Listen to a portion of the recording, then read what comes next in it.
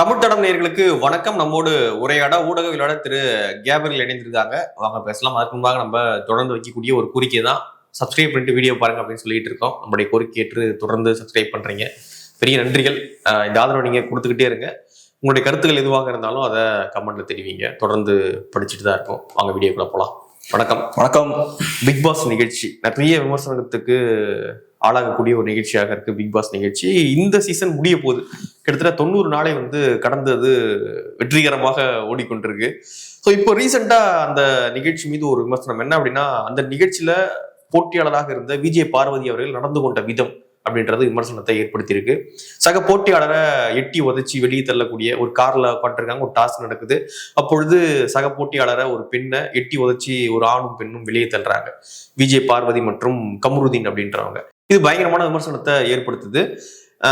சமூக வலைதளங்கள்ல விஜய் பார்வதிக்கு எதிராகவும் கமருதீனுக்கு எதிராகவும் நிறைய பதிவுகள் போடுறாங்க. அதை எடுத்து பிக் பாஸ் நிகழ்ச்சியில ரெட் கார்டு கொடுத்து 2 பேரையும் வெளியே அனுப்புறாங்க. பெரிய வெற்றி கிடைச்ச மாதிரி தமிழ் சமூகம் கொண்டாடிக்கிட்டு இருக்கு. என்ன ரீல்ஸ் என்ன, கேக்கு வெட்டுறது என்ன, பொது இடங்கள்ல கத்துறது என்ன அப்படின்னு ரொம்ப மகிழ்ச்சியாக இருக்காங்க. இவங்க 2 பேருக்கு ரெட் கார்டு கொடுத்ததுல தமிழ் சமூகம் ரீசெண்டா அடைஞ்ச பெரிய மகிழ்ச்சியா இதை பாக்குறாங்க, பெரிய வெற்றியா பாக்குறாங்க. ஸோ எப்படி பாக்குறீங்க இந்த நிகழ்ச்சியை? நியாயம் ஜெயிச்சிருச்சு, அறம் வென்றுச்சு இப்ப. ஸோ அதனால பெரிய ஒரு கொண்டாட்டம் தான். இப்ப பார்த்தோம்னா ஓல்ட் பென்ஷன் ஸ்கீம் பத்தி நம்ம பேசிட்டு இருக்கோம். அது கரெக்டா தப்பா, சாதக பாதகங்கள் அதெல்லாம் டிஸ்கஸ் பண்றது கிடையாது. இப்ப பொங்கலுக்கு 3000 ரூபாய் கொடுக்குறாங்க. ஸோ அது கரெக்டா தப்பா, இதனால என்ன பாதிப்பு வரும், அதுல எல்லாம் பார்த்தோம்னா சொசைட்டி போல்ரைஸ் ஆகி பயங்கரமா டிஸ்கஸ் பண்ணா அது நல்ல ஒரு ஹெல்தியான டிஸ்கஷனா இருக்கும். இப்ப நடக்கக்கூடிய பிரச்சனைகள் எல்லாம் பத்தி பேசலாம். இங்க பார்த்தோம்னா ஒரு வீட்டுக்குள்ள சைக்கலாஜிக்கல் இஷ்யூஸ் இருக்கக்கூடிய நிறைய நபர்களை அடைச்சு வைக்கிறாங்க.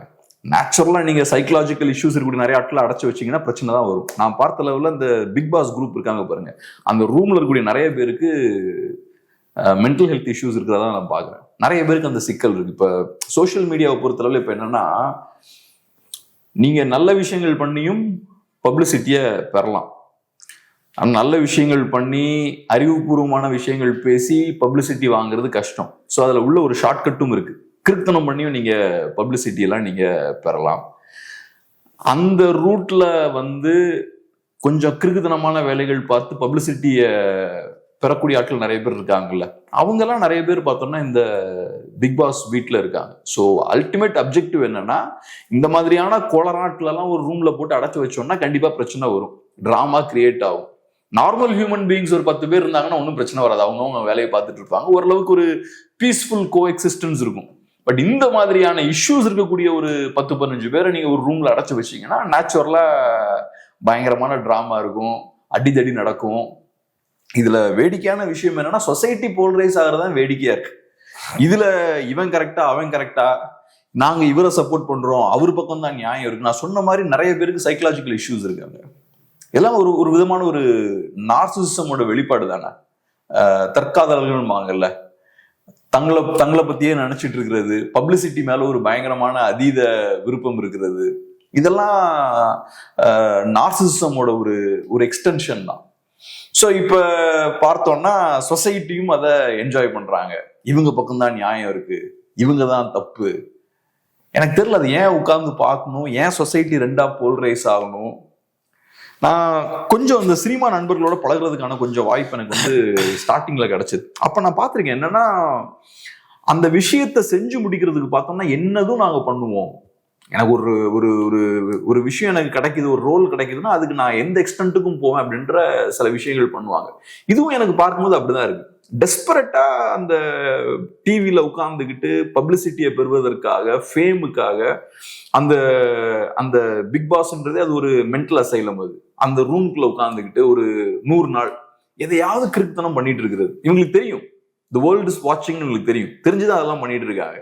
ஸோ அப்ப good publicity or bad publicity எதா இருந்தாலும் எனக்கு பரவாயில்ல, எப்படியாவது எனக்கு பப்ளிசிட்டி வேணும். அதுக்கு ஏதாவது ஒரு டிராமா பண்றது, ஃபைட்டை கிரியேட் பண்றது, இந்த மாதிரி எதையாவது பண்ணிட்டு இருக்கிறது. ஒவ்வொரு பிக் பாஸ் சீசனும் முடியும் போது பார்த்தோம்னா ஒரு 4 எதிரிகள், வில்லன்ஸ், அப்புறம் 1-2 ஹீரோஸ் ப்ரொடியூஸ் ஆவாங்க. அந்த ஹீரோஸ் பார்த்தோம்னா அவங்க எல்லாம் அப்படியே பயங்கரமான சூப்பர் நல்லவர்கள்னு ஒரு 2-3 ஹீரோஸ் கிரியேட் ஆகுறாங்க. ஒவ்வொரு பிக் பாஸ்லயும் அதே தான். ஸோ அதனால இது ஒரு பயங்கர அன்ஹெல்தியான ஒரு ஷோ. ரெண்டாவது இதுல ஒரு வாயுரிசமும் இருக்கு. பிக் பாஸ்னா அது ஒரு வீடு, அதுக்குள்ள சில பேர் இருக்காங்க, பர்சனலா அவங்க பேசிட்டு இருக்கிறது விஷயங்கள், இது எல்லாத்தையும் உட்காந்து நம்ம பார்த்துட்டு இருக்கோம், நம்ம வீட்டுல உட்காந்து டிவியில பார்த்துட்டு இருக்கோம். ஸோ இதுல ஒரு பெரிய ஒரு வாயுரிசம் இருக்குல்ல. வாயுரிசம்னா என்ன சொல்றது, அடுத்தவங்களோட பர்சனல் விஷயங்களுக்குள்ள நம்ம மூக்க நுழைக்கிறது, அதுக்குள்ள அதிகமான ஆர்வத்தை காட்டுறது, அதை சீக்கிரட்டா பாக்குறது, அந்த மாதிரியான ஒரு தேர்ட் ரேட் ஃபீலிங்ல அது. இப்போ 100 நாள் ஒருத்தர் ஒரு இடத்துல இருக்காரு, அவரை வாட்ச் பண்ணது இவ்வளவு கேமரா மைக் எல்லாம் வாட்ச் பண்ணிட்டு இருக்கு அப்படின்னும் பொழுது தன்னை அறியாம சில மனிதருக்கே உரிய சில பிழைகள் இருக்கும், சில தவறுகள் இருக்கும், அதெல்லாம் வெளிப்படதான் செய்யும். அப்படி வெளிப்படும் பொழுது அவன் கெட்டான் அப்படின்னும் பொழுது அது சரியான ஒரு போக்கா இருக்கு. இது எல்லாரையும் அப்படி தனியா வச்சு பார்க்கும்போது இது அந்த மாதிரி கதையே கிடையாது. நான் அப்படியே பார்க்கல. நீங்க நான் சொன்ன மாதிரி நார்சிஸ்டுகள் இருக்காங்கல்ல, அவங்க ஒரு 4 பேர் ஒரு ரூம்ல வச்சீங்கன்னா கண்டிப்பா தகராறு பண்ணுவானுங்க. ஏன்னா நானும் தற்காதலன், நீங்களும் தற்காதலன் வச்சுப்போம், 2 பேருக்குமே அட்டென்ஷன் அதிகமா தேவை. ஸோ அட்டென்ஷன் சீக்கர்ஸ் என்ன பண்ணுவாங்க, அவங்கள பத்தியே பேசிட்டு இருப்பாங்க, அவங்கள பத்தி பொழுது பேசிட்டு இருப்பாங்க. அப்போ ஒருத்தன் அட்டென்ஷன் சீக்கரா இருக்கான்னா இன்னொருத்தன் கேட்கறதுக்கு வேணும். இப்ப 4 பேருமே அட்டென்ஷன் சீக்கரா இருந்தா என்ன ஆகும், அப்ப எனக்கும் உங்களுக்கு ஃபிரிக்ஷன் வரதான் செய்யும். ஒரு சைட்ல பார்த்தோம்னா வாட்டர்மெலன் ஸ்டார், இன்னொரு சைட்ல இந்த அம்மா பார்வதி, இவங்க எல்லாருமே பயங்கரமான அட்டென்ஷன் சீக்கர்ஸ். இவங்க எல்லாம் ஏதாவது ஒரு டிராமாவும் ஸ்டண்ட்டும் வந்துகிட்டே தான் இருக்கும். எல்லாருமே இதில் விக்டிம் கார்டு பிளே பண்ணுவாங்க. ஐயோ எனக்கு அப்படி ஆயிடுச்சு இப்படி ஆயிடுச்சு, இது எல்லாமே இந்த நார்சிஸ்டுகள் பண்றதுதான். விக்டிம் கார்டு பிளே பண்ணுவாங்க, பிளேம் கேம் இவங்க ஆடுவாங்க, பயங்கரமான அட்டென்ஷன் சீக்கிங் என்னெல்லாம் தேவையோ ஒரு டிராமாவை கிரியேட் பண்ணிட்டே இருப்பாங்க. நீங்க இந்த கேரக்டர்ஸ் கூட ஒரு 2 வீக்ஸ் இருந்தீங்கன்னா ஏதாவது ஒரு டிராமா கிரியேட் பண்ணிட்டே இருப்பாங்க, அவங்கள சுத்தி ஓட வச்சுக்கிட்டே இருப்பாங்க. எனக்கு நான் சினிமால ஒரு ஹீரோயின் ஒருத்தங்களா எனக்கு பாக்குறதுக்கு வாய்ப்பு கிடைச்சது. நான் ஒரு சேனல்ல ஒர்க் பண்ணும்போது அந்த அம்மா உட்கார்ந்தாங்கன்னா சுத்தி இருக்க எல்லாத்தையுமே அவங்க சுத்தி ஓட வச்சுக்கிட்டு இருப்பாங்க, பரபரப்பாவே வச்சுக்கிட்டு இருப்பாங்க. ஐயோ எனக்கு அது வேணும் இது வேணும், ஐயோ என் குழந்தை அங்க ஸ்கூல்ல இருக்காங்க அது கூட்டு வரணும், ஏதாவது ஒண்ணு அர்ஜென்ட் ஏதாவது ஒரு டாஸ்க் கொடுத்துக்கிட்டே இருப்பாங்க, சுத்தி இருக்க எல்லாம் ஓடிக்கிட்டே இருப்பான். இது ஒரு விதமான நார்சிசிசம் தான். ஸோ இந்த கேரக்டர்ஸ் எல்லாம் நீங்க வாட்ச் பண்ணீங்கன்னா அப்படி இந்த மாதிரி நாட்களா தான் இருப்பானுங்க. ஸோ இவங்க அந்த ஒரு வேலிடேஷனுக்காக, எல்லாரும் நம்மளையே பார்க்கணுன்றதுக்காக, நம்மளை சுத்தி உலகம் இயங்கணுன்றதுக்காக ஏதாவது பண்ணிக்கிட்டே இருப்பானுங்க. ஒரு ஆபீஸ்ல ஒருத்தர் இருந்தாங்கன்னா பரவாயில்ல, நீங்க ஒரு பிக் பாஸ்ன்ற ஒரு வீட்டுக்குள்ள ஒரு எத்தனை பேர் மொத்தம் இருப்பாங்க, இதுல மொத்தம் ஒரு 10 பேர் 15 பேர் 10-15 பேர்ல ஒரு 7 பேர் இந்த மாதிரி லூசு பேர்லாம் இருக்கான்னு வச்சுக்கோங்க. அப்போ அது பயங்கரமான கான்ஃபிளிக்ட் தான் கிரியேட் பண்ணும். நார்சிஸ்டுகள் 4 பேர் சேர்ந்தாங்கன்னா கான்ஃபிளிக்ட் கிரியேட் ஆகும். இல்ல திட்டமிட்டு அப்படியான ஆட்களை தான் பிடிச்சிருப்பாங்க. அப்பதானே டிராமா கிரியேட் ஆகும், டிஆர்பி வரும். இப்ப இந்த எட்டி உதைக்கிறது நார்மலா பண்ண மாட்டான்ல, லூசு பசங்க தானே பண்ணுவாங்க. நார்மலா நாளா இருந்தா அவனுக்கு தெரியும் இது ஒரு கேம்னு தெரியும். இதுல போய் உட்கார்ந்துக்கிட்டு பயங்கர எக்ஸ்ட்ரீம் அக்ரஷன்லாம் யாரும் காட்ட மாட்டாங்க. அப்ப இதெல்லாம் பண்ணணும்னா ஒரு விதமான ஒரு சர்டன் லெவல் ஆஃப் நார்சிசிசம் வேணும்ல. ஸோ இப்போ ஒரு ஃபேம் இந்த விஷயங்கள் மேலாம் பெரிய ஒரு விருப்பம் இருக்கணும். அப்படி இருந்தால் தான் அதெல்லாம் பண்ண முடியும். ஸோ அதனால இப்படிப்பட்ட ஆட்களை வேணும்னே தேடிதான் மாட்டேன். நீங்க பாருங்க, அவங்க சூஸ் பண்ற ஆட்களை நீங்க ஒவ்வொரு தடவையும் பார்த்தாலே தெரியும், பயங்கர கோளரான ஆட்களை தான் அவங்க சூஸ் பண்றது. நான் பார்த்த அளவுல அந்த ஹோஸ்ட் இருக்காங்கல்ல, கமல், இதுக்கு முன்னாடி இப்ப விஜய் சேதுபதி, ஹோஸ்டுக்கும் அங்க இருக்கிற பார்ட்டிசிபென்ட்ஸ்க்கும் நிறைய டிஃபரன்ஸ் இருக்குங்க. ஹோஸ்ட் நான் 2 பேருமே பாக்குறேன் ஓரளவுக்கு இன்டெலெக்சுவல் கேப்பபிலிட்டி விளையாட்டுலாம் போடுறாங்க. கமலுக்கும் இன்டெலெக்சுவல் டெப்த் உண்டு, விஜய் சேதுபதிக்கும் ஓரளவுக்கு அது உண்டு. ஆனா அங்க இருக்கிற கண்டஸ்டன்ஸ் எல்லாம் பாத்தீங்கன்னா ஒரு மாதிரி பெரிய ஸ்டாண்டர்டான ஆட்கள் கிடையாது. மேபி ஸ்டார்டிங்ல கொஞ்சம் பேர் இந்த மாதிரி ஸ்டாண்டர்ட் ஆட்கள்லாம் வந்தாங்க, அந்த எழுத்தாளர்லாம் வந்தாரு, அவங்கெல்லாம் வந்தாங்க. பட் ஸ்நேகன் கூட பாத்தீங்கன்னா ஸ்டார்டிங்ல இருந்து அவருக்கு கொஞ்சம் ஏதாவது இந்த அன்யூஷுவல் திங்ஸ் பண்ணக்கூடிய கெப்பாசிட்டி உண்டு. அந்த கெட்டிப்புடி ரிலிஜன் ஏதோ ஒன்று அந்த வீடியோஸ்லாம் அதெல்லாம் நார்மல் ஆட்கள் பண்ண மாட்டாங்கல்ல. ஸோ இதெல்லாம் பார்ப்பாங்க பிக் பாஸ்ல, ரைட், கொஞ்சம் அன்யூஷுவலான ஆளா இருக்காரு, கொஞ்சம் அவுட் ஆஃப் த பாக்ஸ் கொஞ்சம் செயல்படக்கூடியவரா இருக்காரு, சரி ரைட் அப்ப உள்ள கொண்டு வருவோம், ஏதாவது ஒண்ணு பண்ணுவாங்க. ஸோ அதுவும் ஒரு டிஃபரன்ஸ் இருக்கு. கண்டஸ்டன்ஸ் பாத்தீங்கன்னா அவங்களோட ஸ்டாண்டர்ட் ரொம்ப சப்ஸ்டாண்டர்டா இருக்கு, பெரிய இன்டெலெக்சுவல் கேப்பபிலிட்டி இருக்க ஆட்கள் கிடையாது. ஆனா ஜட்ஜஸ் பார்த்தோம்னா ஜட்ஜ் தான் இல்ல, அவங்க அந்த ஹோஸ்ட்ன்றவங்க ஜட்ஜ் தான் ஏறக்குறைய, அவங்க தான் தீர்ப்பெல்லாம் வழங்குறதெல்லாம். ஸோ அவங்களுக்கு அந்த இன்டெலெக்சுவல் ஸ்டாண்டர்ட்ஸ் பார்த்தோம்னா கொஞ்சம் அதிகமா இருக்கு. ஸோ கரெக்டா செட் பண்றாங்க பாருங்க. ஏன்னா அவங்க தீர்ப்பெல்லாம் வழங்கணும்னா அதுக்கு ஒரு கிரெடிபிலிட்டி இருக்கணும், அவங்க சொன்னா ஆடியன்ஸ் நம்பணும். ஸோ அதுக்கு ஒரு இன்டெலெக்சுவல் ஸ்டாண்டர்ட் செட் பண்றாங்க. பட் இந்த கண்டஸ்டன்ஸ் பார்த்தோம்னா எல்லாரும் ரொம்ப சப்ஸ்டாண்டர்டா பெரிய விஷயம் இல்லாத ஆட்கள். இப்போதைக்கு பார்த்தோம்னா ரொம்ப மோசம் இந்த பிக் பாஸ்ல ரொம்ப ரொம்ப மோசம். ஸோ அதனால இப்படிப்பட்ட ஒரு ஒரு ஒரு விதமான ஒரு கான்செப்டை கிரியேட் பண்ணி அவங்களுக்குள்ள ஏதோ சில்லற சண்டையெல்லாம் போடுறாங்க. அந்த சண்டையோட நம்ம மக்களுக்கு ஐடென்டிஃபை ஆக முடியுது, கனெக்ட் ஆக முடியுது. அதுதான் பெரிய வருத்தம். இவனுங்க போடுற சண்டையோட மக்கள் கனெக்ட் ஆகுறாங்க. அது காட்டக்கூடிய விஷயம் என்னன்னா, நமக்குள்ள இருக்கக்கூடிய அந்த நார்சிசமையும் ஏதோ ஒரு வகையில் அது ஃபீட் பண்ணுது. இவங்க போடுற சண்டை அவுட்ரைட் இருக்குதுன்னு அதெல்லாம், பட் ஏதோ ஒரு வகையில நம்மளும் அதோட கனெக்ட் ஆகிறோம். இது வந்து பயங்கரமான மோசமான ஒரு கல்ச்சரை செட் பண்ணுது. ஒரு வாயுரிஸ்டிக் ஒரு அதை வந்து இந்த வாயுரிசமா நார்மலைஸ் பண்ணுது. இந்த மாதிரி உட்காந்து அடுத்தவங்க பர்சனலா பேசுறது. இப்போ 2 பேர் தனியா உட்காந்து பேசுறாங்கன்னா அது அவங்களோட பர்சனல் டிஸ்கஷன். அதை நம்ம வந்து இப்படி போய் கேட்க கூடாது. அங்க 2 பேர் பேசிட்டு இருக்காங்க, இங்க நம்ம ஆடியோ மைக்லாம் வச்சு டிவியில உட்காந்து நம்ம பார்த்துட்டு இருக்கோம். பார், அவனுக்கு எதிராக இவன் இப்படி பேசிட்டு இருக்கான், இவனுக்கு எதிராக அவன் இப்படி பேசிட்டு இருக்கான், இவங்க ஜெயிப்பாங்களா அவங்க ஜெயிப்பாங்களா. இது வந்து ரொம்ப ரொம்ப ரொம்ப ரொம்ப கெட்ட பழக்கம். இது அவன் கெட்ட வார்த்தை பேசிட்டான், 100 நாள் நீ அடைச்சு வச்சாங்க, நீ என்ன பண்ணுவ. ஸோ அதனால இப்படிப்பட்ட ஒரு மோசமான கல்ச்சரை நீங்க சொசைட்டில வந்து ப்ரொமோட் பண்றீங்க. இப்ப அவங்க 2 பேரும் தனியா உட்காந்து பேசிட்டு இருக்கிறத ஒட்டு கேட்கறது தப்பு இல்லைன்னு ஆயிப்போச்சு. இப்ப இது எப்படிப்பட்ட ஒரு சொசைட்டியா இருக்கும், அது ரொம்ப கேவலமான ஒரு பழக்கம். ஸோ அதை ஒரு கான்செப்டா வச்சு ஒரு ஷோ பண்றாங்க. அதுக்கு மிகப்பெரிய சமூக அக்கறை பொறுப்பு இருக்கக்கூடிய 2 நடிகர்கள் ஹோஸ்டா இருக்காங்க. விஜய் சேதுபதி எல்லாம் பயங்கரமான கருத்தாலாம் பேசக்கூடியவர், நல்லா பேசுவார். அவன் ஒரு படத்துல இவர் சொல்லுவாரு, இந்த சந்தானம் படத்துல தம்பி ரொம்ப கருத்தா பேசுவாப்புல அப்படின்னு. அதான் ரொம்ப கருத்தா பேசக்கூடிய ஒரு நிறைய விஷயங்கள்ல. கமல் கூட பேசினா ஒன்னும் புரியாது நமக்கு நிறைய நேரங்கள்ல. ஆனா விஜய் சேதுபதி இஷ்யூஸ்லாம் வரும்போது பயங்கர கருத்தா பேசுவார். ஆனா இப்படிப்பட்ட ஒரு சர்க்கஸ்ல அவர் பார்ட்டிசிபேட் பண்றாரு. அன்பார்ச்சுனேட்லி இந்த சர்க்கஸுக்கு பெரிய வேல்யூ இருக்கு, இந்த சர்க்கஸுக்கு வியூவர்ஷிப்பும் இருக்கு, பணமும் இருக்கு. அதனால பெரிய ஸ்டார்ஸும் உள்ள வராங்க. பெரிய அளவுல தமிழ் சமூகம் இதை கொண்டாடுதுன்றதை விட பாக்குறாங்க. பரவலா வந்து மற்ற எல்லா டிவி ஷோவை விட இதை வந்து ரொம்ப உன்னிப்பா உட்காந்து அந்த 9 to 10 நினைக்கிறேன். ஸோ அந்த டைம்ல நல்லா உட்காந்து இதை கன்சியூம் பண்றாங்க மக்கள். ரொம்ப ஆர்வமா இருக்காங்க அடுத்தவனுடைய பர்சனல் என்ன நடக்குது அப்படின்னு. அதான் இப்போ சின்ன வயசுல இப்போ நாங்க பார்த்தோம்னா, இப்போ நான்லாம் பயங்கரமா ரெஸ்லிங் ஃபாலோ பண்ணுவேன். WWFனா விரித்தனமா உட்காந்து ஃபாலோ பண்ணுவோம். அப்போ WWF, இப்போதான் பேரெல்லாம் மாத்திட்டாங்கல்ல. அதுக்கப்புறம் பெண்கள் பார்த்தோம்னா சீரியலை வந்து வெறித்தனமா ஃபாலோ பண்ணுவாங்க. நீங்க பழைய WWFலாம் பார்த்தீங்கன்னா பயங்கரமான ஸ்கிரிப்ட் எல்லாம் இருக்கும். அதுல பயங்கரமான ஸ்டோரி நரேஷன் ஸ்கிரிப்ட் எல்லாம் இருக்கும்.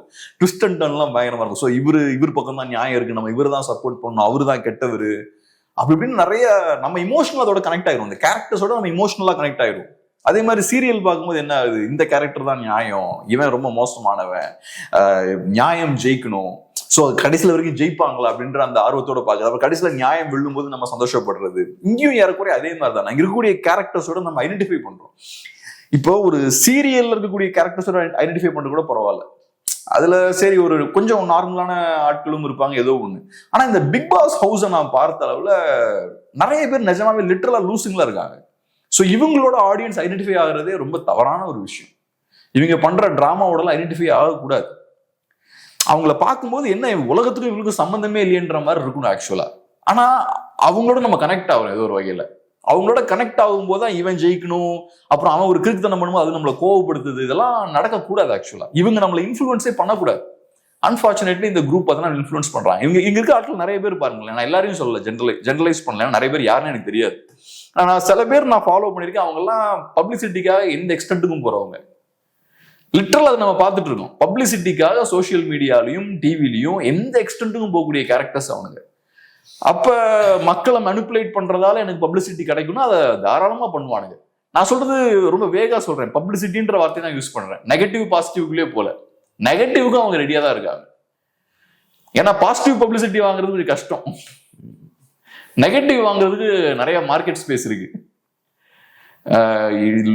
இப்ப நிறைய சோசியல் மீடியால பாக்குற இந்த இவர் யாரு, நம்ம இந்த வாட்டர்மெலன் ஸ்டார்லாம் பெரிய இன்ஸ்பிரேஷனா இருக்காங்க நிறைய பேருக்கு. அவரை மாதிரி லூஸ்தனம் பண்ணி நிறைய பேர் வீடியோ போட்டுருக்காங்க. இப்ப நான் சொல்றது கொஞ்சம் வயசானவங்க, ஒரு 40-50 இயர்ஸ் ஆட்கள்லாம் அதை பார்த்து ஒரு இன்ஸ்பிரேஷனா எடுத்துக்கிறாங்க. ஸோ இந்த மாதிரி கிறுத்தனம் பண்ணா நாளைக்கு நம்ம ஃபேமஸ் ஆயிடலான்னு. அவங்களும் பார்த்தோன்னா முட்டாத்தனமா அதை முடி ஹேர் ஸ்டைல் எல்லாம் முட்டாத்தனமா வச்சுக்கிறது, ஏதாவது பண்ணிட்டு கிறுத்தனமான வேலைகள் பார்த்துட்டு இருக்காங்க.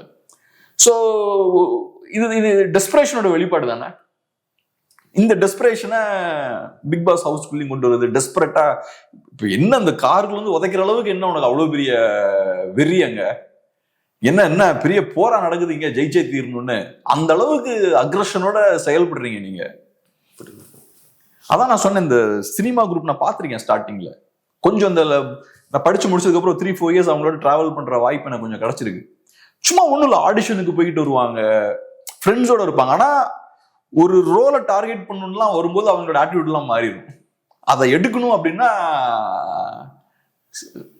நான் மோஸ்ட்லி என்னன்னா அந்த அந்த ரேஸ்ல நான் இருந்தது கிடையாது. நான் ஓரமாக உட்காந்து வேடிக்கை தான் பார்த்துட்டு இருப்பேன். எனக்கு தெரியும் இவங்க பண்ற வேலை, கூட இருக்கவனை கட் பண்றதா இருக்கலாம், சில இடங்களை கன்னிங்கா செயல்படுறதா இருக்கலாம், இதெல்லாம் பண்ணுவாங்க. ஸோ அந்த இடத்துல ஜெயிக்கணும்னு வரும்போது எல்லா ஆயுதத்தையும் கையில் எடுக்கிறது. ஏன்னா 90% நாட்களுக்கு டேலண்ட் இருக்காது. டேலண்ட்னாலே இந்த விஷயங்கள்லாம் நீங்க பண்ண வேண்டியிருக்கும். அரசியல்லையும் பாருங்க, பயங்கர திறமையானவனுக்கு இந்த சேட்டையெல்லாம் தேவையில்லை. ஆனா திறமை இல்லாம தலைவரை தொத்தி வாழ்ந்துட்டு இருப்பான் பாருங்க, அவன் நிறைய பாலிடிக்ஸ் பண்ணுவான். ஏன்னா அவனுக்கு தெரியும் நம்மளோட ஒரே ஸ்ட்ரென்த் இந்த மேனிபுலேஷன் கேம்ல தான் இருக்குன்னு அவனுக்கு தெரியும். ஸோ அதனால டேலண்ட் இல்லைன்னு வரும்போது இந்த ஏகப்பட்ட பாலிடிக்ஸ் பண்றது, முதுகு மேலே எதையாவது பேசுறது, கன்னிங்கா இருக்கிறது, விஷயம் எல்லாம் இப்படிலாம் பண்ணிட்டே இருக்க மாட்டான். அவன் விஷயமா அவனுக்கு 1000 வேலை இருக்கும், தேவையான விஷயங்கள் பண்ணுவான். ஒருத்தன் நல்ல குவாலிட்டியான பிசினஸ் பண்றான், அதை எப்படி டெவலப் பண்ணலாம், க்ரோ பண்ணலாம், ஒர்க் பண்ணலாம், வேலை வெட்டி இருக்கணும், அதெல்லாம் பண்ணவே மாட்டான். ஸோ ஒன்னு இந்த வெட்டி பசங்க உட்காந்துருக்கானு பாருங்க, அவனும் ஒரு லூசு பசங்க அவனுங்க. இன்னொரு சைட்ல பாக்குறவங்களையும் உதைக்கணும். இப்ப நம்ம பேசுறோம்ல, நம்ம பேசுறத மக்கள் பார்த்தா கூட பூமர் அங்கிள்ஸ் பேசிக்கிட்டு இருக்காங்க, நான் ஈவினிங் போயிட்டு அதான் பார்ப்பேன் அப்படின்னு நைட்டு போய் பார்த்துட்டு இருப்பாங்க. ஸோ என்னதான் சொன்னாலும் இதெல்லாம் அவங்க யாரும் நம்ம சேனலே பார்க்க மாட்டாங்க. இப்ப நம்ம விஜய் பத்தி நிறைய வீடியோ போடுறோம், விஜய் ரசிகர்லாம் யாரும் நம்மளை பார்க்கவே மாட்டாங்க. மேபி பார்த்தா இப்படிதான் ஃபீல் பண்ணுவாங்க. நம்மளை பாக்குறது மோஸ்ட்லி யார் பார்ப்பாங்கன்னா, நமக்குன்னு இந்த பொலிட்டிக்ஸ் ஃபாலோ பண்ற ஒரு சின்ன ஆடியன்ஸ் இருக்காங்க, அவங்க தான் நம்மளை ஃபாலோ பண்ணுவாங்க. நம்ம இன்னும் அந்த வெகுஜன மக்களோட அந்த டார்கெட்டுக்குள்ளே போல. நம்ம அது ஒரு பெரிய உலகம், நம்ம ஒரு சின்ன உலகத்துல தான் ஒழிஞ்சிருக்கோம் நம்ம. ஸோ அதனால நம்ம சேஃபான ஒரு ஜோன்ல தான் இருக்கும். மோஸ்ட்லி நான் புரிஞ்சுக்கிட்டது அதுதான். இந்த மாதிரி ஏதாவது பேசும்போது மேபி ஒரு செகண்ட் வந்து உள்ள பார்க்கலாம், பார்த்தாங்கன்னா நீங்க சொன்ன மாதிரி உங்களுக்கு வேற வேலை இல்லைன்னு டக்குன்னு கிளம்பி போயிடுவாங்க. நம்ம பண்றதுதான் சரி, பிக் பாஸ் தான் இன்னைக்கு நைட்டு பார்க்கணும் அப்படின்னு அவங்களால. இப்ப என்னன்னா, இப்ப நம்ம சொல்ற விஷயத்த ஒருத்தங்க ஏத்துக்கணும்னா, இப்ப நம்ம உண்மையெல்லாம் எதுவுமே பேசல. இப்ப நம்ம பேசுறது எல்லாருக்குமே தெரியும். அதான் ஒரு நல்ல ஒரு கோட் உண்டு, இப்ப உலகத்திலேயே சிறந்த உண்மைகள்லாம் எல்லாருக்கும் தெரிஞ்ச விஷயங்கள், அதுதான் பெஸ்ட் ட்ரூத்தும்பாங்க. நம்ம ஒரு புக் படிப்போம், படிக்கும் போது அது டக்குன்னு அது பெரிய ஒரு சூப்பரான விஷயமா இருக்கு, கரெக்ட். ஆக்சுவலா அது நமக்குமே தெரிஞ்சிருக்கும், நம்ம லைஃப்ல அது நடந்திருக்கும், நமக்கு நடந்த நம்ம பார்த்த விஷயத்த ஒருத்தன் சொல்லுவான், அதுதான் நமக்கு வந்து பெரிய தாக்கத்தை ஏற்படுத்தும். ஸோ லைஃப்ல இந்த முக்கியமான இந்த உண்மைகள்லாம் இருக்கு பாருங்க, அதெல்லாம் ரொம்ப சிம்பிளா தான் இருக்கும். இதை நான் சொல்றதுக்கான காரணம் என்னன்னா, ஆடியன்ஸும் ஒரு அண்டர்ஸ்டாண்டிங்கோட தான் உட்கார்ந்துருப்பாங்க. அவங்க சில விஷயத்துக்கு ரெடியா இருப்பாங்க பாருங்க, அதை நம்ம சொல்லும் போது அவங்க கேட்பாங்க. அவங்க ரெடியா இல்லாத விஷயத்த நம்ம சொல்லும் போது அவங்க கேட்க மாட்டாங்க.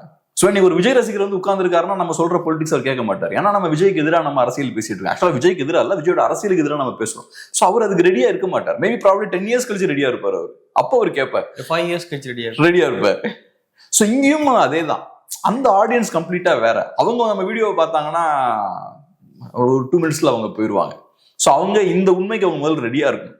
ஆக்சுவலா நம்ம நினைச்சிட்டு இருப்போம் நம்ம உண்மைகள் சொல்லி மக்கள் புரிஞ்சுக்கிறாங்க. ஆக்சுவலா அந்த உண்மைக்கு அவங்க ரெடியா இருக்கணும் முதல்ல. நான் நிறைய நேரங்கள் நோட் பண்ணிருக்கேன். நல்ல புக் நம்ம படிப்போம், நமக்கு தெரிஞ்ச விஷயத்தை இன்னும் ரொம்ப தெளிவா அவங்க சொல்லுவாங்க. ஆக்சுவலா நமக்கு தெரிஞ்ச விஷயமா தான் இருக்கும், நம்ம லைஃப்லயே அதெல்லாம் பார்த்துருப்போம், அப்பதான் யோசிப்போம் நம்ம. ஸோ அதனால நிறைய நேரங்கள்ல உண்மைகள் பார்த்தீங்கன்னா ரொம்ப சிம்பிளா இருக்கும், நமக்கு தெரிஞ்சதுதான் அவங்க சொல்லவும் செய்வாங்க, அப்பதான் நம்ம கனெக்ட் ஆக முடியும் அதோட. ஓகே, நம்ம இவ்வளோ பேசுகிறோம், நிறைய விமர்சனங்கள் பிக் பாஸ் மீது. ஆனால் இந்த பிக் பாஸ் முடிய போது அடுத்த பிக் பாஸ் ஆரம்பிக்கும் விரைவில். அப்பொழுதும் அப்படிதான் ஆட்களை பிடிப்பாங்க, அப்பொழுதும் மக்கள் அதை ஆர்வமாக தான் பார்க்க போறாங்க. எந்த மாற்றமும் இருக்காதுன்னு நான் நினைக்கிறேன். சிம்பிள்ங்க, பிக் பாஸுக்கு பணம் வர வர எந்த மாற்றமும் இருக்காது. பணம் தான். பிக் பாஸ் வந்து இப்ப தங்க முட்டை போடக்கூடிய ஒரு வாத்து, அப்ப அதை கொல்லவே மாட்டாங்க. எப்ப பிக் பாஸுக்கு ரெவன்யூ கம்மியாகுதோ அப்ப பெரிய யோகி சிலர்கள் மாதிரி பேசிட்டு அதை வச்சு ஸ்டண்ட் பண்ணுவோம். ஆமா, இனிமேல் நம்ம அதை அலோவ் பண்ணக்கூடாது அப்படி இப்படி சொல்லிட்டு ரொம்ப சத்தம் போட்டு பெரிய பப்ளிசிட்டியோட அந்த தங்க முட்டை போடுற வாத்தோட கழுத்தை வெட்டுவாங்க. அது தங்க முட்டை போடுறதை ஸ்டாப் பண்ணும்போது அது வரைக்கும் அதை பாதுகாப்பா தான் வச்சிருப்பாங்க. நீங்க என்ன வேணாலும் பேசுங்க, அதை ஒண்ணும் பண்ண மாட்டாங்க. நீங்க சொன்ன மாதிரி கடைசியில தங்க முட்டை போடுறதை ஸ்டாப் பண்ணியாச்சுன்னா அதுக்கு ஒரு பப்ளிசிட்டி ஸ்டண்ட்டை காட்டி அதை வச்சும் பெரிய ஒரு டிராமா பண்ணி கடைசியில மொத்தமா அதை வெட்டிடுவாங்க. சரி, வெட்டணும்னு ஆகி போச்சு, கடைசியில அதை வச்சு கொஞ்சம் காசு பார்த்துருவோம், அதை வச்சு கழுத்தை வெட்டி காசு பார்த்துருவாங்க. அவ்வளவுதான் இதுல லாஜிக். ஸோ அதனால ஸ்டாப்லாம் பண்றதுக்கு வாய்ப்பே கிடையாது. அதுல பயங்கரமா பணம் இருக்கு, அதனாலதான் அவங்களால பெரிய பெரிய ஸ்டார்ஸை கொண்டு வர முடியுது. கண்டஸ்டன்ஸ் ஒரு காலத்துல குவாலிட்டியா, கொஞ்சம் சில பேர் கொஞ்சம் குவாலிட்டி, 1-2 பேர் குவாலிட்டியா இருந்தாங்க. இன்னைக்கு கண்டஸ்டன்ஸ் எல்லாம் பார்க்கும்போது நிறைய ஒஸ்ட் கேரக்டர்ஸ்லாம் உள்ள இருக்காங்க. திவாகர்லாம் நம்ம பாக்குற மாதிரி சும்மா சாதாரணமா சிரிச்சுட்டு போற மாதிரி தெரியல எனக்கு. சில விஷயங்கள் அவர் பண்றதெல்லாம் பார்க்கும்போது டேஞ்சரஸாகவும் தெரியுது. மக்களை இது ரொம்ப மேனிபுலேட் பண்ணுவா. மக்களுடைய இந்த ரசனை இருக்குல்ல, அதை வர வர வர வர இந்த தொலைக்காட்சிகள்லாம் வந்து ரொம்ப மட்டமாக்கிட்டே போகுது இல்ல, அப்படிதான் நான் தோணுது. ஒரு நல்ல விஷயங்களை வந்து ஒரு பெரிய மெயின் ஸ்ட்ரீம் ஊடகங்கள் மக்களிடையே கொண்டு போய் சேர்க்கும் பொழுது அவங்க ரசனை வெளிப்படும். ஓ, இப்படிதான் ரசிக்கணும் போல, இந்த விஷயங்கள் ரசிக்க கூடாது, இதுதான் வந்து முக்கியமானது போல அப்படின்னு மக்கள் ஒரு மைண்ட் செட்டுக்கு வருவான். ஆனா மக்கள் கிட்ட மட்டமான விஷயங்களை கொண்டு போய் சேர்க்கும் பொழுது மெயின் ஸ்ட்ரீம் மீடியாக்கள் அப்ப இதுதான் பெரிய விஷயம் போல, நம்ம பெரிய விஷயம் நினைக்கிறதுலாம் ஒண்ணுமே இல்லை, அப்ப இப்படி பண்ணாலே இதே மெயின் ஸ்ட்ரீம் மீடியா வரவேற்கும் போல அப்படின்னு மக்களுடைய அந்த மைண்ட் செட்டையே மாத்தி விடுற ஒரு ஸ்டாண்டர்ட் அப்படியே ரொம்ப கீழே ரொம்ப லோவா வச்சுக்கிறது, அந்த இடத்துலயே வச்சுக்கிறது, மக்களோட அந்த பேஸ் இன்ஸ்டிங்ஸ் இருக்குல்ல அதை மட்டுமே சாட்டிஸ்ஃபை பண்றது, குவாலிட்டியா மக்களோட ரசனையை கேப்சர் பண்றது ரொம்ப கஷ்டம். நான் லாரன்ஸ் ஆஃப் அரேபியா படத்தை எப்பவும் சொல்லுவேன், அதுவும் பெரிய பிளாக் பஸ்டர் தான். ஆனா அந்த மாதிரியான ஒரு படத்தை பண்ணி காசு சம்பாதிக்கிறது கஷ்டம். அதுக்கு எஃபோர்ட் பயங்கரமா போடணும். 3 வருஷம் அவங்க பாலைவனத்துல உட்காந்து ஷூட் பண்ணாங்க, தண்ணி கிண்ணி எதுவும் இல்லாம டென்ட்ல எல்லாம் உட்காந்து அவங்க 3 இயர்ஸ் ஒர்க் பண்ணாங்க. அது கஷ்டம். ஆனா நீங்க சிம்பிளா ஒரு 4 கமர்ஷியல் படம் எடுத்து காசு சம்பாதிக்கிறது ஈஸி, அதே அளவுக்கு நீங்க காசு சம்பாதிப்பீங்க. ஆனா நீங்க சாதாரண கமர்ஷியல் படத்தை லோக்கல் படத்தை எடுத்து காசு சம்பாதிக்கிறீங்கன்னா மக்கள் அதனால பாதிக்கப்படுவாங்க. ஆனா அதை பத்தி யாருக்கு என்ன கவலை? சாதாரண ஒரு கமர்ஷியல் படத்துல பணம் சம்பாதிக்கக்கூடிய பொட்டன்ஷியல் இருக்க வரைக்கும் அந்த மாதிரி படங்கள் எடுத்துக்கிட்டே தான் இருப்பாங்க. ஸோ ஒரே ஆப்ஷன் என்னன்னா மக்கள் டெவலப் ஆகணும். இந்த மாதிரி குப்பை படத்தை கொண்டு வந்தோன்னா நான் என்ஜாய் பண்ண மாட்டேன்னு சொல்லணும். அது நடக்காது. எல்லா காலத்திலயும் ஏமாறுறதுக்கு நிறைய பேர் இருப்பாங்க. குப்பை படம் எதை சொல்றீங்க? நம்ம வரதெல்லாம் 99% அப்படிதான் இருக்கு தமிழ்நாட்டுல. உங்களுக்கு சில படங்கள் வேற வருது. 99% வந்து அந்த மாதிரிதான் வந்துட்டு இருக்கு. ஸோ அதனால என்ன ஒழுங்கான படம் எங்க எடுக்கிறாங்க? பேசிக்கான படங்கள் தான் எடுத்துட்டு இருக்காங்க. முன்னாடியாவது தப்பிச்சு எடுத்து ஒரு நல்ல படம் வரும். இப்ப அதுக்கும் வாய்ப்பே இல்லை. இப்ப இந்த மல்டிபிளெக்ஸ்லாம் வந்ததுக்கு அப்புறம் நீங்க முன்னாடிலாம் என்னன்னா ஒரு ஸ்கிரீன்ல இறக்குவாங்க, ஒரு தியேட்டர்ல 4 தியேட்டர்ல இறக்குவாங்க, அதுக்கப்புறம் நல்லா ஓட ஆரம்பிக்கும், அந்த வேர்ட் ஆஃப் மவுத் ஸ்ப்ரெட் ஆக ஆரம்பிக்கும். அதுக்கப்புறம் நம்ம ஸ்கிரீன்ஸ் எல்லாம் இன்க்ரீஸ் பண்ணுவாங்க, பிரிண்ட் எல்லாம் நிறைய போடுவாங்க. இப்பெல்லாம் அது கூட ஸ்பேஸ் இல்லை. ஃபர்ஸ்ட் ஒரு 1 வீக்ல நீங்க காசு எடுக்கணும், இல்லைன்னா உங்களுக்கு வாய்ப்பே கிடையாது. அப்ப எங்க எடுக்கிறது இதெல்லாம்? அப்புறம் 2வது நாள்லயே நல்லா இருக்குன்னு தெரிஞ்சிருச்சுன்னா அதுக்கப்புறம் என்ன சொல்றது, திருட்டு டவுன்லோட்ஸ் எல்லாம் வர ஆரம்பிச்சிடும். ஸோ அதனால முன்னாடி மாதிரி நல்ல படங்கள் வர்றதுக்கான ஸ்பேஸே இப்ப இல்லை. மேபி ஓடிடி அங்கங்கெல்லாம் வந்தாதான் உண்டு, இல்லாட்டி நம்ம யூடியூப்ல நம்ம யங்ஸ்டர்ஸ்லாம் எடுக்கலாம். அதனால இது வந்து சொசைட்டியோட கல்ச்சரை டிஸ்ட்ராய் பண்ணுது, தவறான விஷயங்களை நார்மலைஸ் பண்ணுது. நம்ம வந்து அந்த மாதிரி இப்போ ஒன்றும் இல்லை. இப்போ நான் ஏற்கனவே சொன்ன மாதிரி இப்போ நான் வந்து டிஸ்கவரி ஆஃப் இந்தியா படிச்சுட்டு இருக்கேன். அது படிக்கும் போது நமக்கு என்ன சொல்றது, நமக்கு ஒரு நல்ல ஃபீலிங் இருக்கும். நம்மளோட ஸ்டேச்சர் இன்க்ரீஸ் ஆன மாதிரி ஒரு ஃபீல் இருக்கும். ஏன் அந்த ஃபீலிங் வருது? ஏன்னா விடுதலை கிடைக்கும் போது அதுக்கு முன்னாடி அவர் எழுதுறாரு அந்த புக்கை. ஏறக்குறைய அந்த காலகட்டங்கள்ல 40ஸோட மிடில் அவர் இந்த புக் எழுதுறாரு. ஸோ பெரிய ஒரு ஹிஸ்டாரிக்கல் ஈவென்ட் நடக்கும்போது இந்த புக் எழுதுறாரு. எழுதின மனிதர் ஒரு பெரிய ஒரு ஹிஸ்டாரிக்கல் இம்பார்ட்டன்ஸ் உள்ள ஒரு மனிதர். அதுக்கப்புறம் இந்தியாவுக்கு ஃப்ரீடம் கிடைச்சதுக்கு அப்புறம் அவரு ஃபியூச்சர் பிரைம் மினிஸ்டர் ஆகிறார். ஸோ பெரிய மனிதர்களோட விஷயத்தை பத்தி நம்ம படிக்கும்போது, பெரிய நிகழ்வுகளை மையமா வச்சு நம்ம விஷயங்களை ஃபாலோ பண்ணும்போது நம்மளோட திங்கிங் எல்லாமே இன்க்ரீஸ் ஆகுது. நம்ம ஒரு ஸ்டெப் அப்படியே எலிவேட் ஆகி மேலே போறோம். நெப்போலியன் பத்தி படிக்கும்போது எனக்கு அதை ஃபீல் பண்ண முடியும். நமக்குமே ஒரு நல்ல ஒரு ஃபீலிங் கிடைக்கும். ஒரு பெரிய ஒரு கிராண்டான விஷயங்கள்லாம் நம்ம பார்க்குற மாதிரி ஒரு ஃபீல் இருக்கும். இதே இது உட்காந்து அவன் எதை பேசிட்டான், இவன் எதை பேசிட்டான் அப்படின்னா நம்மளோட ஸ்டாண்டர்ட் எவ்வளவு கம்மியாகுது பாருங்க. அப்ப நம்ம தாட் அப்ப எங்க இருக்கணும்? பெரிய பெரிய விஷயங்கள், பெரிய ஐடியாஸ், கான்செப்ட்ஸ் இதெல்லாம் நம்ம யோசிக்கணும். அன்பார்ச்சுனேட்லி மக்களை நாசம் பண்ணி இவங்கெல்லாம் இந்த மாதிரி ஓட்டிட்டு இருக்காங்க. ஓகே, நிறைய விஷயங்களை கூட பகிர்ந்துக்கிட்டீங்க. நன்றி.